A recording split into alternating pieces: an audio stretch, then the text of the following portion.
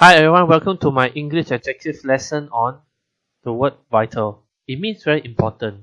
I'm going to give you 5 examples of how you can use this word. The engine is the vital piece of equipment for the car. Eating healthy foods are vital to your health. Practicing with test papers are vital for exam scores. Good workplace communication is vital for the success of a company.